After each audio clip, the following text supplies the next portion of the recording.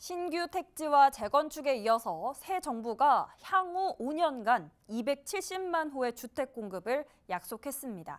이 가운데 도심의 주택 공급을 확대하는 데 대표적인 사례가 서울시가 추진하는 신속통합기획, 일명 신통기획입니다. 경기와 인천 등 수도권 내에서 서울의 주택 공급에 관심이 참 많은데요.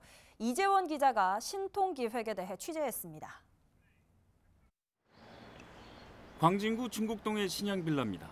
서울시 신속통합기획 1호 재건축 사업지로 추진위원회 구성을 건너뛰고 바로 조합을 설립했습니다. 1년 만에 조합을 설립해 기존보다 2년 6개월을 단축했습니다. 조합 직접 설립을 활용한 사례로 주민이 절반 이상 동의하면 해당 지역 구청장이 추진위 절차를 생략하는 제도입니다. 지난해 서울시가 발표한 신속통합기획 재개발 후보지 21곳도 절차 통합을 통한 기간 단축이 특징입니다. 신속통합기획의 배경은 서울시의 재개발 6대 규제 완화 정책입니다.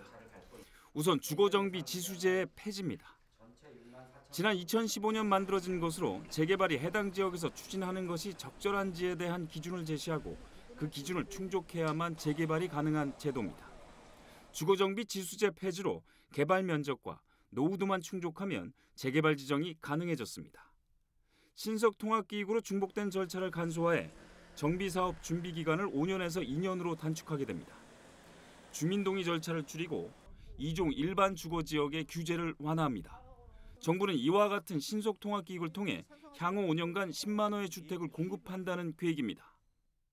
향후 5년간 신속통합기획으로 재개발, 재건축으로 해서 연간 2만 호에서 2만 5천 호 정도가 공급될 텐데 이를 합산한 겁니다. 재개발, 재건축 활성화 외에도 도심 복합사업 개편을 통해 주택 공급을 늘립니다. 민간 도심 복합사업을 신규 도입해 신탁사 등 전문기관이 토지주와 협력해 도심 복합 개발을 신속히 진행한다는 전략입니다. 최근 서울시가 발표한 2030 도시 주거환경 정비 기본계획에서 밝힌 동대문 일대를 정비 예정지구로 재지정하는 것도 같은 맥락입니다. 도심 복합사업, 주거와 업무, 상업시설이 함께 고밀도로 개발하는 도심 복합사업인데요. 그동안 공공에만 자격을 주던 것을 이제는 민간에 확대를 해서 도심 내에서 창의적인 주거와 업무용 건축의 개발이 가능하도록 하겠습니다. 저소득층과 청년층의 내 집 마련을 위한 지원도 강화됩니다. 시세 70% 이하로 공급되는 청년 원가 및 역세권 첫 집 등이 향후 5년간 전국에 50만 호 지어집니다. 정부는 8.16 주택 공급 정책을 통해 향후 5년간 서울에만 50만 호, 수도권에 158만 호를 공급할 계획입니다.